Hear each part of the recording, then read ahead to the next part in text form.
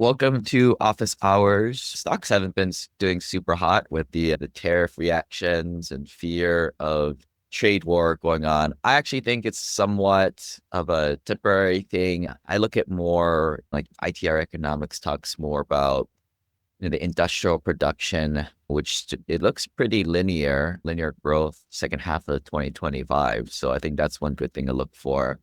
But yeah, stocks were pretty heated. They were all at all-time highs. And I think as investors, you need to kind of see within different asset classes, what are the hot things and try and stay away from them. Even that's the opposite what everybody does. Everybody likes to go to what's hot in the recent history, 1 to 3 years ago and currently. But why don't we start off? We got some folks on here live. If you guys have any questions, this is actually the time to ask it. Obviously, this is not tax, legal, or investing advice. But yeah, let's see if we can help some folks out there. Type into the Q&A. First question here, can I invest in these alternative investments with a self-directed or IRA qualified retirement plan? So let me just start off at the top. Qualified retirement plans is a catch-all term. We'll just use the abbreviation QRP for short. This stands for self-directed IRAs, solo 401k, anything that, as the name suggests, it's a qualified retirement plan. So there's different tax benefits, whether pre-tax, post-tax. This is what I would probably categorize as the second bucket. Here's what I've coined the term as bucket theory, right? You got 1, 2, 3 buckets, the red one, the yellow one, and the teal one. So the first bucket, here's how I think one should do this, especially if they're starting out from scratch. The red bucket is getting your cash flow today, right? Like I always say that most of our clients are trying to shoot for something between $10,000 to $50,000 of cash flow per month. If you're new to this world, maybe a few $100 is great starting out, but you want to fill up your today's bucket first because you want to live. And then when you have enough of abundance, you retire or you put it into cruise control or you get to that third floor on the wealth elevator book, which by the way, if you guys haven't picked up the book, we can connect you with a free digital copy. Just shoot us an email, team@thewealthelevator.com. But in there, they'll have a great pull-out chart where you can see what floor of the wealth elevator you are, because the whole point of the book is the strategies kind of change as you move throughout. But anyway, getting back to this, once you have that designated amount of cash flow coming in, or you're at this end game level, which I would probably define as most people as 4 or 5 million net worth. If you're not there, you're not there. But after you fill up this bucket, then you start to fill up the yellow bucket, which is the qualified retirement plan money, which is your legacy wealth for offspring, but bucket for your kids. This is more for legacy growth. And this is, again, self-directed IRAs, Roth, solo 401ks, defined benefit plans, SEPs, things like that. So going back to original question, can I use this stuff or the yellow bucket money to invest in alternatives? Yeah, sure. You can do whatever you want. I just don't think it's the most effective use of that money. The reason being is when you talk about alternatives can mean a lot of things. We do private equity these days. We still do a lot of real estate. Real estate gives you a lot of passive losses, depreciation. When you invest in the yellow bucket, those tax benefits, the losses don't come back to you personally. It stays insulated in here. And that's one of the big reasons why we like to invest in real estate. So the idea is if you're going to invest in alternatives or real estate specifically, ideally you want to do it in this bucket so those losses can come and flow to you. And you can play all the wonderful games of the taxes that we talk about a lot. If this is new to you, check out the masterclass tax section. You can learn all about that. And of course, you need a good CPA to implement it for you who's open-minded. So make sure if you need a referral, just let us know. Because we're not tax attorneys. We're not giving any tax legal advice here, guys. It'd be crazy to listen to a guy on Saturday morning for financial advice. Work with the professionals on that.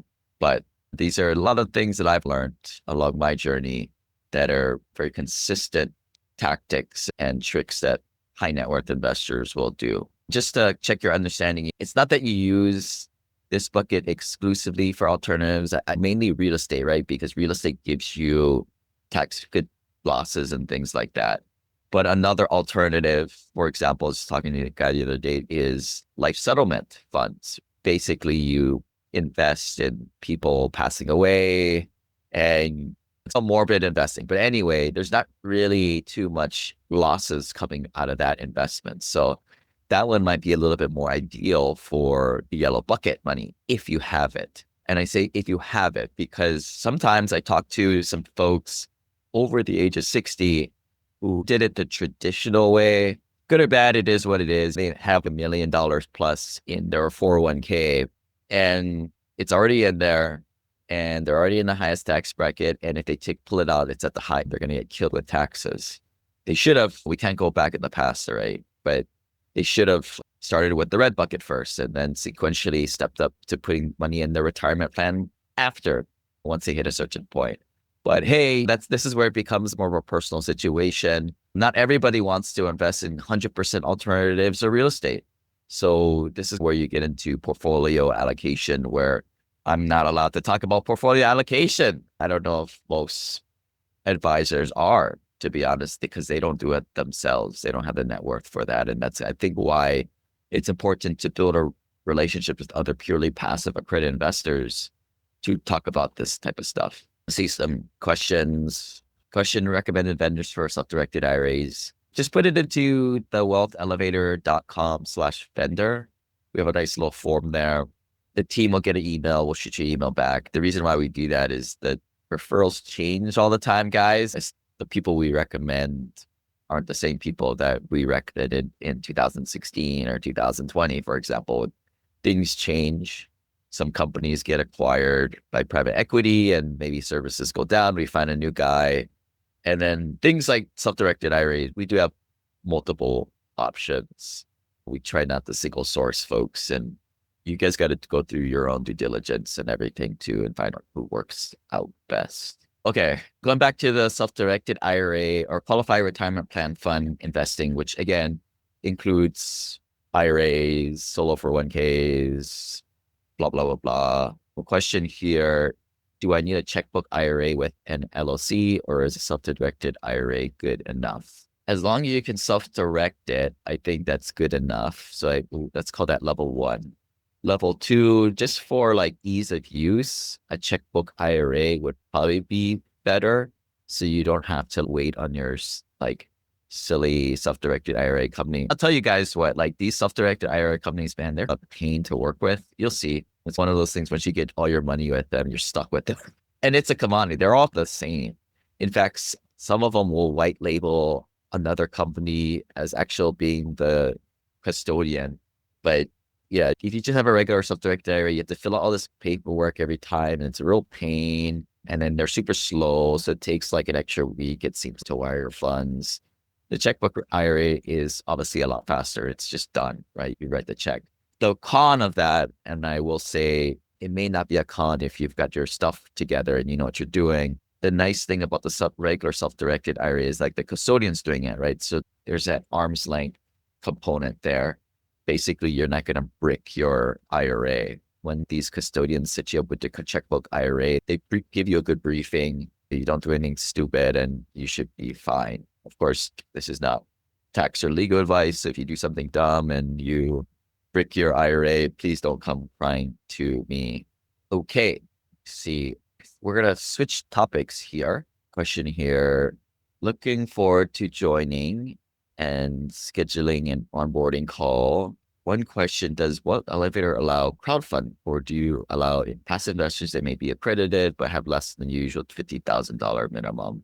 We don't allow people to come in for less than $50,000 because it's an administrative headache. And what we found in the past is that investors who can't come in with a decent amount just aren't the best fit for us, because they're just not good investors per se, and they're newer investors. When I started doing this, we would let some guys in for 35, but trust me, they just tended to be the worst investors. They send us like emails like every other month asking questions. We're here to make money, and we don't want to really spend it on copious amount of administrative hours amongst the team. We're trying to run a profitable business here. And I think that's why people work with us because we're not a huge institution with a lot of overhead, right? The investments essentially make Sure. the money.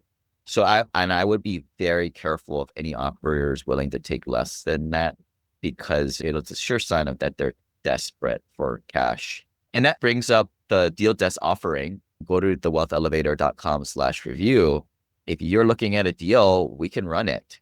We need the P&Ls and rent rolls if you're looking at like an apartment deal, but we can use our Rolodex and my contacts to get the people and look at the deal. We run into the same process that we do in current day that we've learned through buying $2 billion of deals ourselves. Obviously, lessons learned in that too, and operating these things ourselves. We also want to see what deal flow you guys are looking at out there too. So it's a cool way that we've opened it up to investors. What I find, a lot of you guys will just work with people on the internet who are just getting started under $500 million of assets. So I'd be very careful of that. We were there at one time. We get it. Everybody needs to start a business, but just know what you're getting into. Not an emerging operator, but a downright newbie, right? Under what, 500 million, I would say. Thank you for that answer. That was pretty straightforward. It had me curious because I've been researching this topic, and I've been hearing about some operators that work only with accredited investors and what the definition is. I fit the definition per income per year, but I was curious how often the people who come to the Wealth Elevator, how often do they have 50 plus K in liquid? I wondered, is that usual? Because that's a lot of cash to have on hand, at least for a beginner. Yeah, dude, I thought the same thing at one time myself, but Yeah, I would say like the profile for our investors, it'd be half. Sounds like you work a job, right? I do. 9 to 5. Yes. Yeah, like the ones that will, like, these guys make 250, 400,000 a year. Okay. Even if their spouse spends a lot of money, they should be able to save at least 50, 100 grand per year. And then obviously most of the guys are in their 50s too these days. I guess I'm in my 40s, but I've been doing this for actually a couple decades. I think that's most times a guy in his 30s will get started and then do it for a couple of decades. And then in their 50s, they'll have a couple mil net worth, and being more of that senior position, saving 100,000 plus per year. So it's really not that much money for them, not to downplay it, but that's the other part of the investor base, our business owners. And owning your own business is very risky, but it's really the only way you're going to really transcend generational wealth and get to 8 figures and above in a reasonable amount of time. But yeah, it's a different world here, but I would say don't be intimidated. I started in your shoes. I think that's a hard thing. You got to get diversification. You got to get in a lot of deals, right? And especially span it over a time horizon of 4 to 7 years. But when your net worth is lower, it's tough. I just cracked 250 as of between last year and this year. And when you gave the example of those who have 250, between 250 and 400 and have can at least save 100 plus, just that goes to what you advise not to send your money in, which is 401k, IRAs, HSA. I fill those buckets up. That's what I've been upgraded. It's where it feels safe, certainly. Of course, maybe not in this particular, this year so far. But do you mind if I ask what's your age about? I'm 39.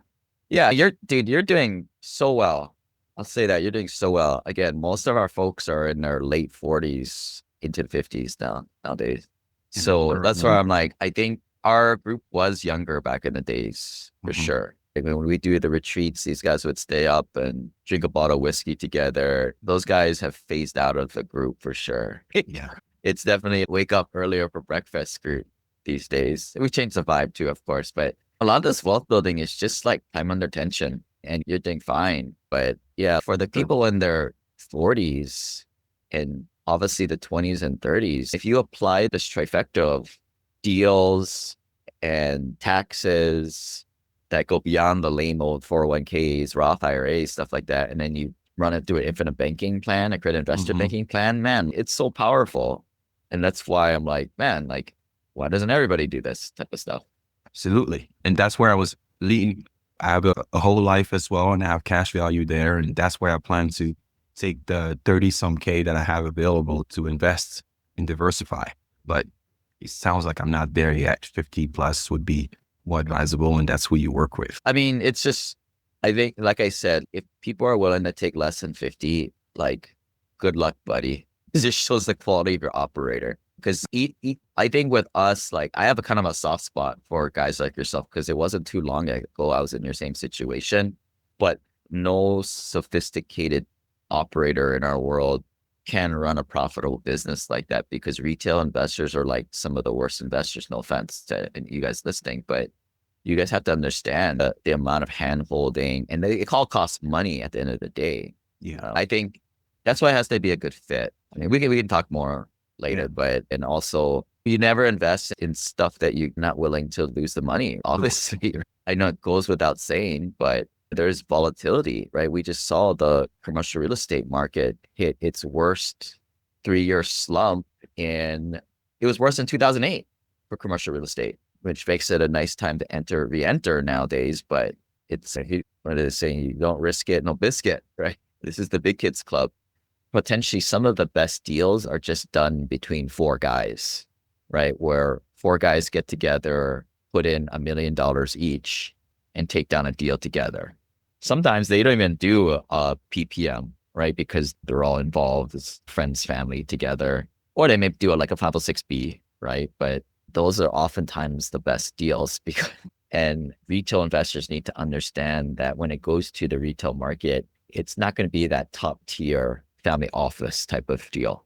Unless you can write a huge check size, you're not getting access to that. And even if you do have the money, you may not have the insider knowledge and the relationships built if it's not your occupation to do. Which is why I think when your net worth goes over $5 to $10 million, the emphasis is not making money, but your role is more being the investor for that money. And then these are the kind of relationships you try to find. You take down deals together on a smaller scale. You don't syndicate. Again, these are the deals that these high-level guys get. They get this building at $260 a square foot. Nobody under $10 million are getting deals like that.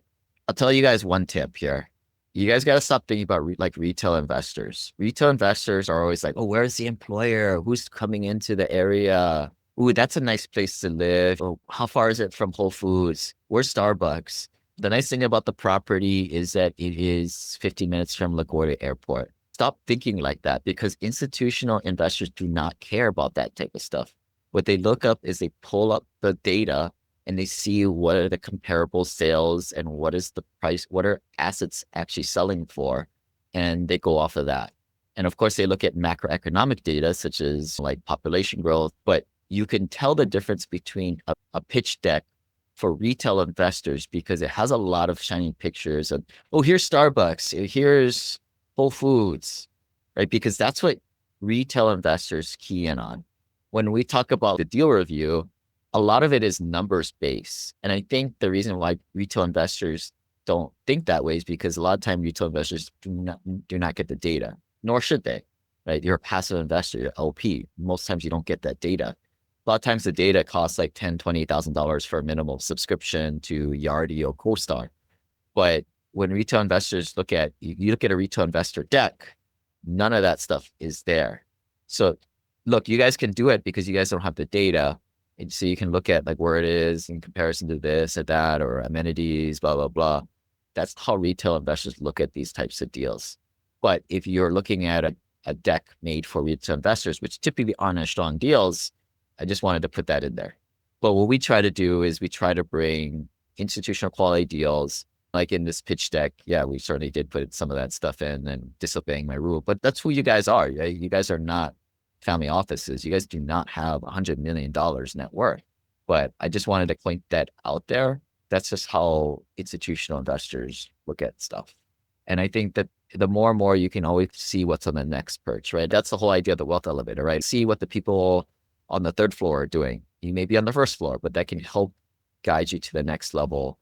And it goes down to due diligence. What is it that the institutional operators do, right? They get the P&Ls and they get the rent rolls and they run it through their own analyzer themselves. If you're certainly under $3 million net worth, you probably shouldn't be asking for the P&Ls and rent rolls, because then the operator is going to know that you're a pain to work with. You're one of these nitpicky analytical types. And you probably peg yourself as a knowing investor. So you may or may not want to do that. Because quite frankly, like you don't know what you're doing. Right? You've never bought apartment buildings yourself. So what are you going to do with these P&Ls and rent rolls other than ask more questions, take up more time from the operator, etc. Unfortunately, you look back and it's, why don't I just keep buying little rental properties? The legal liability keeps piling up there. It's just a matter of time and get sued, and it's just not scalable. That's ultimately what pushed me to this side of the line. You mentioned the word crowdfunding. So crowdfunding, I'm not a securities attorney, but crowdfunding suggests more like micro deals. Most real operators don't do official crowdfunding because I think you're only limited to $3 million of capital raise in a year or something like that. I see. So that's not obviously not practical. We blow past that in the first like month or two or something like that. Most deals would be done through a 506C offering or 506B. So C is the one that it's to accredited only. And the 506B does accept a limited number of sophisticated investors. And you probably ask the reason, why the heck do they have that? What it comes down to, and you got to look at it from the eyes of the operator, is if they generally solicit the deal. If they generally solicit so advertisement, then they have to only do 506C, which means they are only taking accredited. People ask all the time, what's better, a 506C accredited only deal or non-accredited only deal? Or I actually had a guy 3 days ago ask, the level above accredited investor is qualified individual. I think you need to have $2 or $3 million of investable cash. So it's a little bit step up. So you ask the question, what's better, the accredited only deals or the qualified individual deals? And for the most part, it's mutually exclusive in a way. It all matters is the operator just happen to generally solicit this thing or not, right? It has nothing to do with the deal quality. That the deal quality is like when you run the P&Ls, rent rolls, run it through the analyzer, evaluate the people. That's the quality of your deal.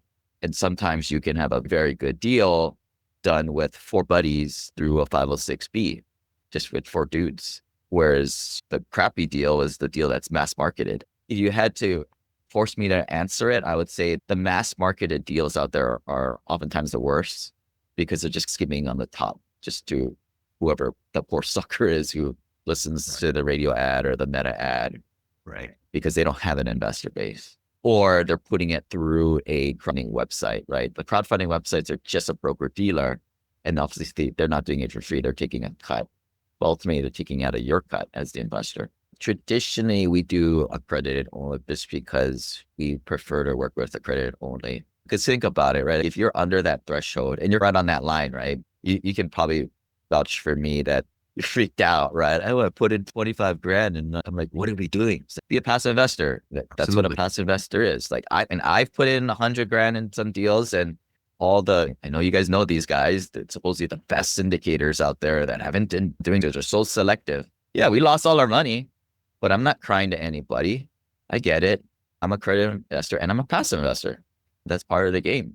But the guy who put in 25 grand is like freaking out. And that just creates a lot of cost and energy for the operating team. And it's just not a good fit, right? So that's the kind of the alignment there.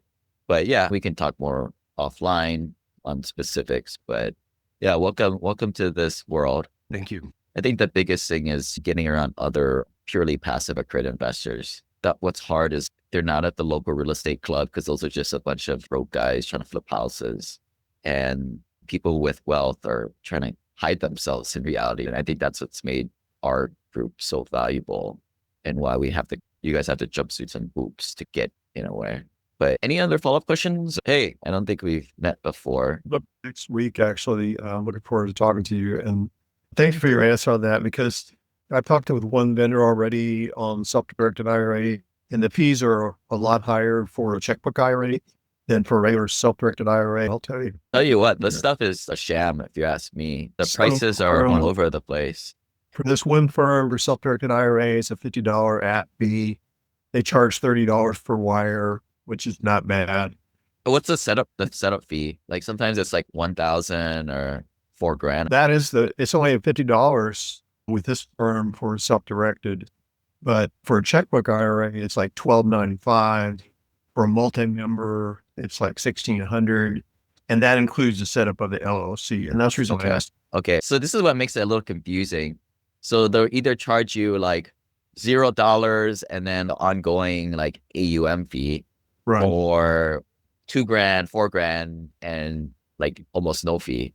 So that's what makes it super confusing. Right. They charge an annual maintenance fee based on how much money you transfer in. So like under 50,000, it's 350 a year, 50 to 100 is 500 a year. And then it just gradually goes up. If you have over $1 million, it's a flat 2,500 a year. So that's how they're really making their money in terms of the custodian. Yeah. What is 2,500 divided by 1 million? Oh, that's not too bad. That's what, like 1/4%. Yeah. Yeah. What is it on the low end for 100 The grand? low end is under 50,000 is 350. Obviously, you can't do a lot of operating with that amount of capital. And I'll point that out. People are listening, qualified retirement plans. If you're playing with less than 100 grand, guys, it's just a headache. Don't even do it.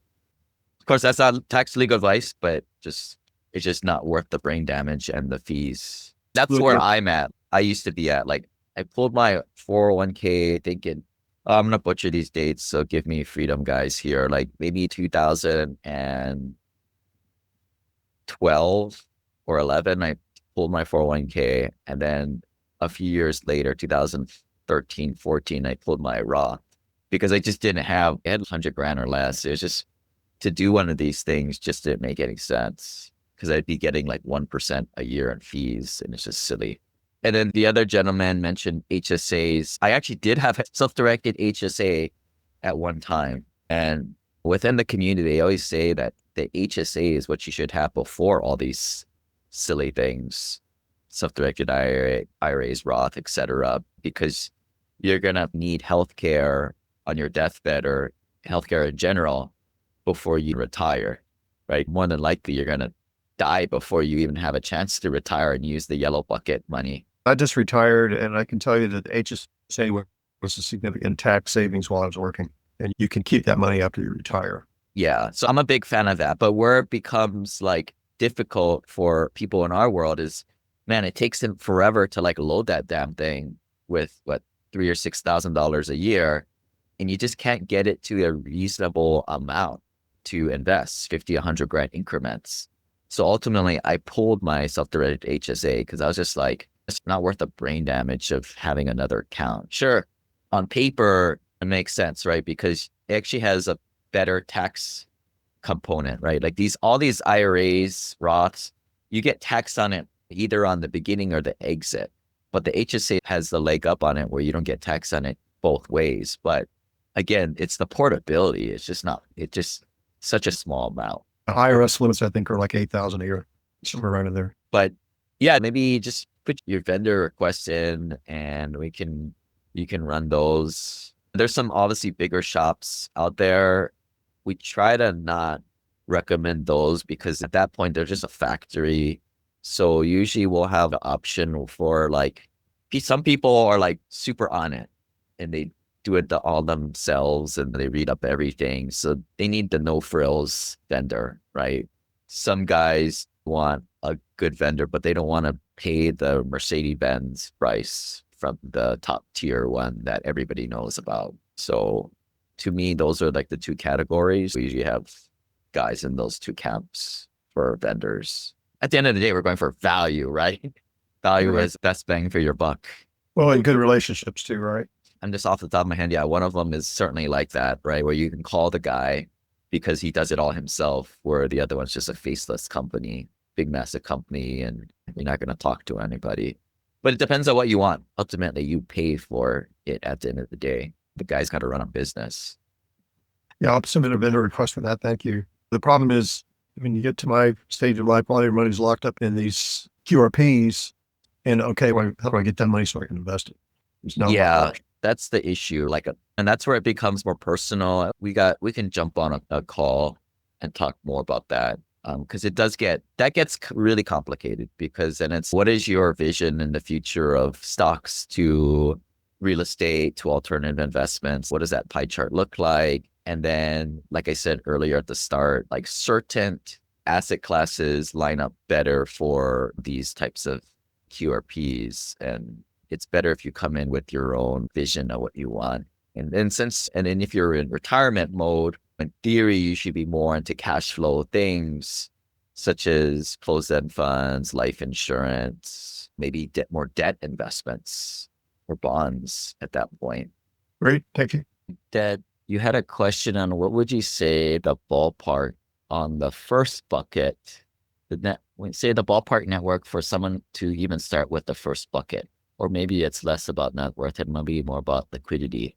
There is no, if you have $1, you should start working on getting the first bucket. I consider starting the first bucket as doing your first deal. The idea is in that Kiyosaki book, right? He says essentially buy assets. And then he continues to ramble on for 200 pages and then one book every 18 months saying the same damn thing. So you don't necessarily need to buy real estate or do these deals. It's just buy assets that produce income or will appreciate. You can buy gold, but gold doesn't do jack. That's more of an asset protection strategy. You can buy altcoins. I think that's pretty risky. Right? And the partners you're working with on this deal, you've done things with them in your other hotel projects?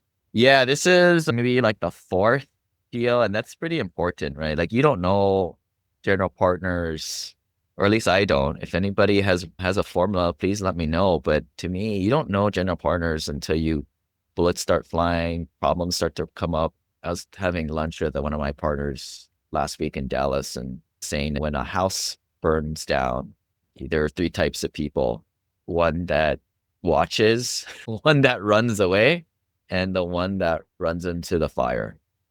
And the cool thing is, you know who those people are. And if you're in the business, like how we are, we know who the people who run in the fire. Those are the people that we keep in close quarters with. But you don't know how it is until sunshine and rainbows, just like marriage, right? You don't know how they are until you go through ups and downs in life, just like even passive investors.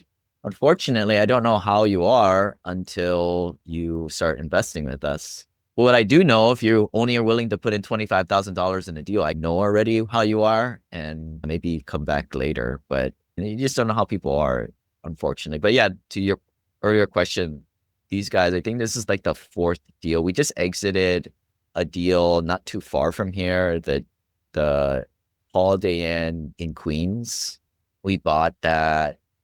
I know I went on there in 2020. Remember, I had to wear my mask. So we didn't own it for very long. We ultimately had to sell because our loan was expiring on us. The market came down tremendously, but because we bought it at a good basis, we still were able to come out ahead and make a decent return. I think we made like 20%, which is a freaking miracle, guys, right? Because when the market comes down 20%, 30%, you should lose all your money, right? Because that's where the equity is. But because we bought it at such a good price, if the market should come down X amount, 10%, we still have equity in here. And that's where the saying is, you make your money, or in this case, the last several years, you buy your protection on the buy. But yeah, I liked how we worked together. It's good to know. And since you guys are local in the area as investors and you've got the boots on the ground with construction, I think that's appealing. It hasn't always been sunshine and rainbows. I've probably worked with maybe like a dozen different general partners. And that's why it's like until an operator has gone over $1 billion of assets, you just don't know how people are. You don't know if they're the one that dives into the fire, runs away, or just watches. I think that's really disheartening for passive investors getting into this world. But that's unfortunately the reality. So again, part of that deal desk review offering, if you guys have a deal, we know most of the players for the most part. The real estate community is a smaller ecosystem. In fact, that's how we find some of the good players to work with, right? Like we work with a vendor or our partners with another person, and we get the validation from other of our partners that they've worked with this person in the past. That's actually how we found that diamond in a rough deal with the 3.8% assumable loan that we jumped in with because it was such a great deal. It was like another GP recommended another GP to us. And then now I think we'll do some long-term business with them. Just met with them the other week. We met, actually, that was fun. We met at the same coffee shop in Dallas that Nico Harrison and Rob Pelinka of the Lakers met to hatch the plan to send Luka in a grand conspiracy to get him out of the Dallas Mavericks. I wanted to visit it, so I said, let's go meet there. But I think what's nice now is like we know a lot of the good players, and good players hang out with good people, honest people who treat each other fairly, at least on the general partnership level. And I think it does filter to the LPs. But yeah, you've seen like the last few years, a lot of people leaving the business. Now, some of them work for some of the big institutional firms because they just weren't successful themselves. Some turn out to be not the most honest people. As the saying goes, when the water leaves the harbor, you see who's swimming with no shorts in a way. Cool. Here's the thing with real estate these days, prices have come down quite drastically. So it's a great time to enter. The problem is the interest rates are still high. Everybody should have this page bookmarked, by the way. But interest rates are still pretty high. I mean, I think it only came down maybe 10, 15% off the peaks. I think it was at 5.5 here at one time. They're forecasting interest rates to come back down a little bit. Like it's right now, it's just that the deals don't work because obviously this then influences the 10-year treasury, and you've seen the 10-year treasury still stuck here. And then in commercial real estate, especially, this 10-year treasury impacts the amount of loan to value that you're able to get. A few years ago, we'd be able to get 75% leverage.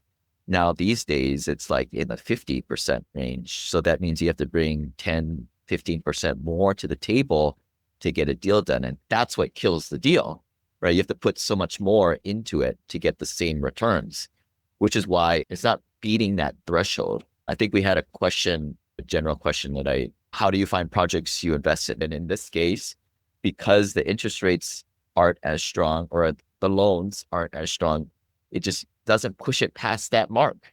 So that's kind of where, how we goes into a little bit of I guess that's very like rudimentary, but that's frankly what it is.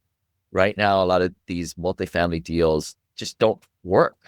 That's it. We did a deal last quarter where it was an assumable loan at 3.8%, but that's a complete anomaly, right? That loan, we assumed it. I think it got originated in 2020 in the era of like basically 0%.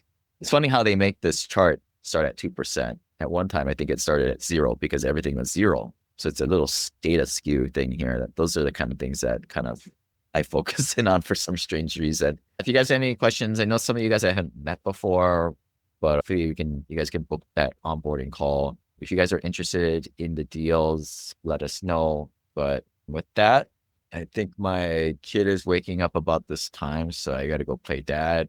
Everybody enjoys their Saturday. Bye.